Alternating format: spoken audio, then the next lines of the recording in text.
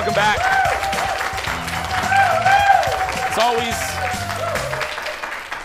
It's always interesting interviewing friends because I got to act like I kind of don't know her, but I do. Our next guest is a big star locally and nationally, and her popularity is soaring around the world thanks to a Netflix show. Oh, and the James Beard, by the way. Take a look at this clip from Netflix's Chef's Table.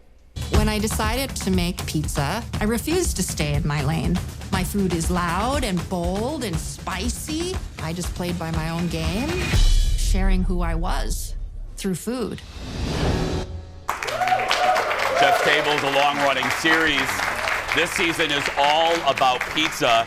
Ladies and gentlemen, give it up for one of the chefs featured in the new season, Ann Kim. Hi, sweetie.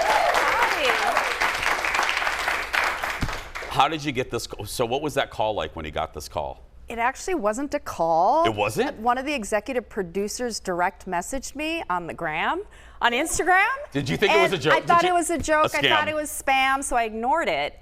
And then he finally found our main email and emailed us and said, hey, I'm trying to get a hold of Ann Kim because we'd like to invite her to be on the next season of Chef's Table. And I lost my mind.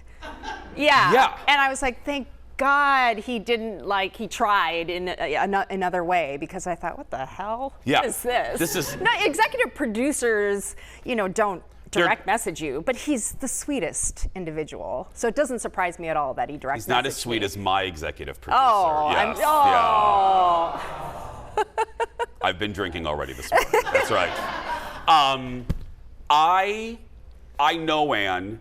And even knowing Ann and knowing a smidgen of your stories, I'm going to just tell you, I almost told you this during the break. I told her I'm going to save it for the air. Colin and I sat there and we cried. I was really,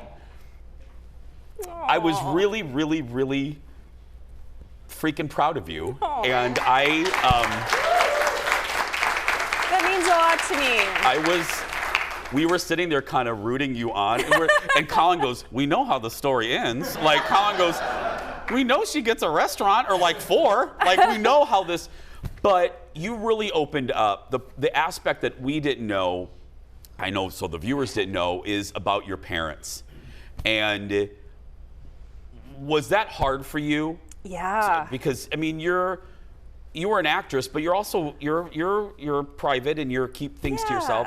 Was that hard to open up about your parents? Oh, definitely. I was really anxious leading up to the premiere because I spent 8 years of my life as a professional actor, but you're playing characters, roles.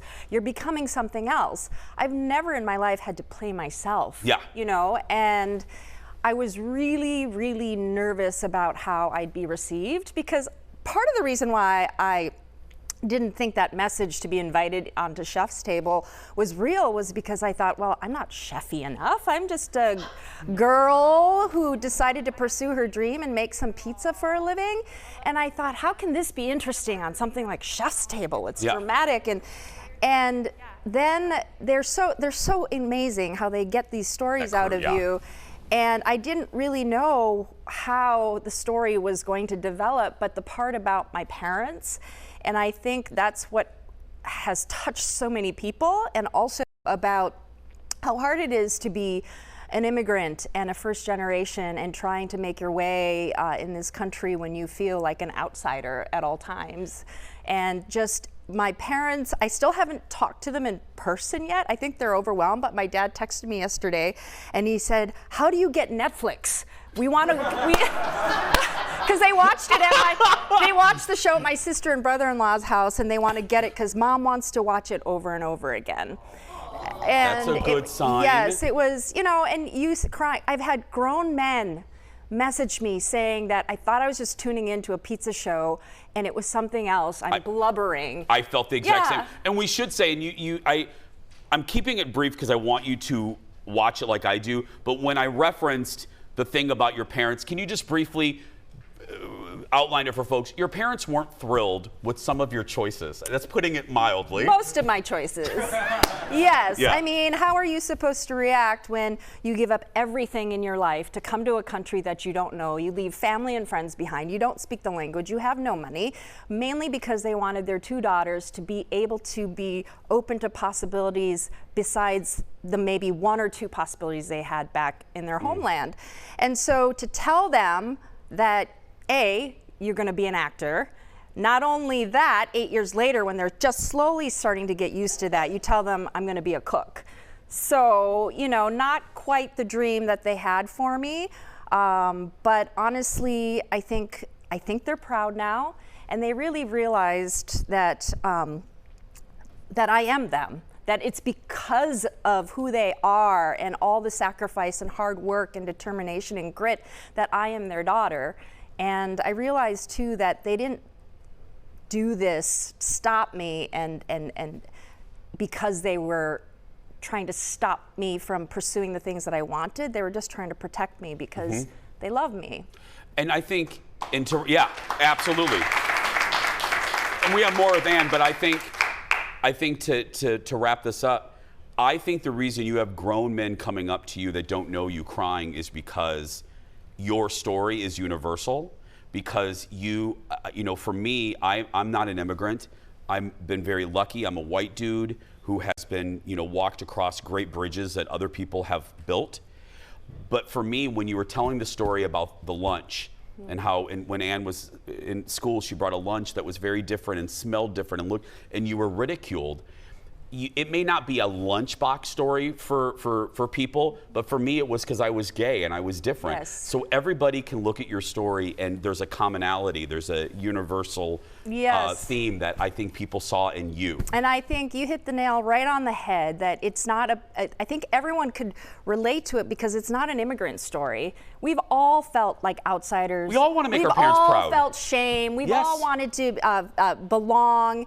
And that's what connected to people. And I think getting messages from people around the world in Spanish and Korean and French saying that I feel seen, I feel heard, I feel understood, I feel represented is like... Don't cry. No, you're going to get me crying again. Go to commercial before we are just crying for 40 minutes. Chef's Table Pizza is streaming right now on Netflix. Call Ann's dad. He'll tell you how to get it. More with Ann when we come back. Back in a moment, everyone.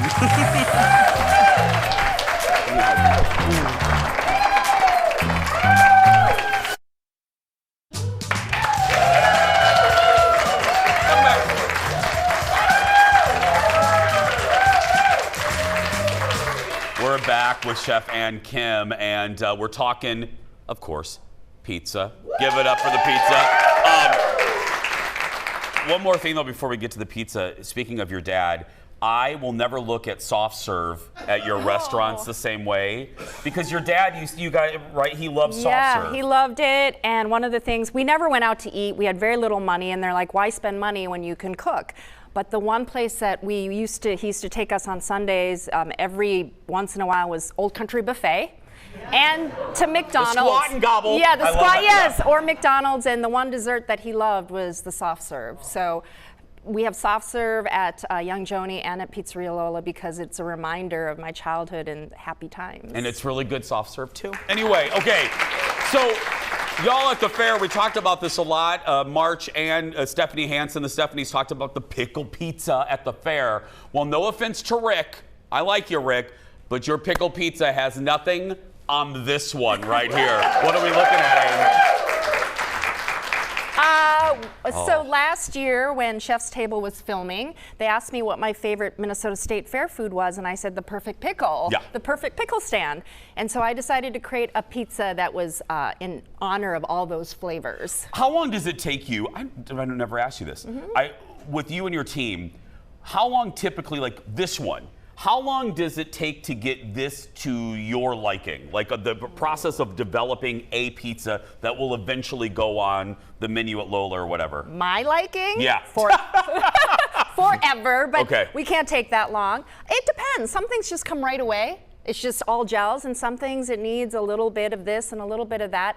But I have such an incredible team. You do, like, yeah. I'm just a face now. They're the ones that are there every day and working and being creative, and it's all, they get all the credit. So what's all on this? Let's do this. So we have a base of whole milk mozzarella from Wisconsin. Some fun, Wisconsin. They know their cheese. That's right. Yeah. We're yeah. in Wisconsin. Hello, folks. Yeah. And some fontina for some creaminess, some smoked onions, a little bit of chili, and then the piece de resistance is fermented, lacto-fermented pickles. You know, there's vinegar pickles, but there's also fermented pickles, which I love because I love kimchi, and kimchi is all about fermentation.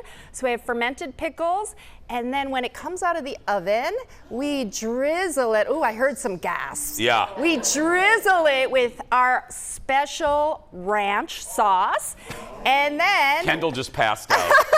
you'll get some, Kendall. Yeah. We put some fresh dill on it because I just love the flavor of dill and pickles. And then this is where it's at. This is where it's at. This is like Potato chips! Yes! Kendall, come here. Come here, Kendall. Let's have her. You can eat this, right, Kendall? Yes. Okay. Why am I asking? Kendall, ladies first. Have you ever had this? This specific one? Yeah. No. Okay, go first. You go. Ann. Hi, Kendall. Oh gosh. This is so very good. And you can get now. Okay, where at? Just Joni? It's at Young Joni, and it was specialed yesterday, but it ran out right away. But we're going to run it again on Monday at Pizzeria Lola. But you can get it at Young Joni right now. Good? You know those Divine dill pickle chips? Yeah. This is like that on crack. Oh. Okay, well, there's a drug reference. Anyway. Don't do drugs. Don't Eat this instead. Yeah. Ann Kim come from the 80s where the Don't Do Drugs campaign was real popular. That's right. Thanks, Nancy Reagan. Give it up for Ann Kim, everybody. Find her restaurants, Young Joni, Pizzeria Lola, Hello Pizza, and Suki and Mimi. We'll be right back, everybody. Back in a moment. Okay, yeah.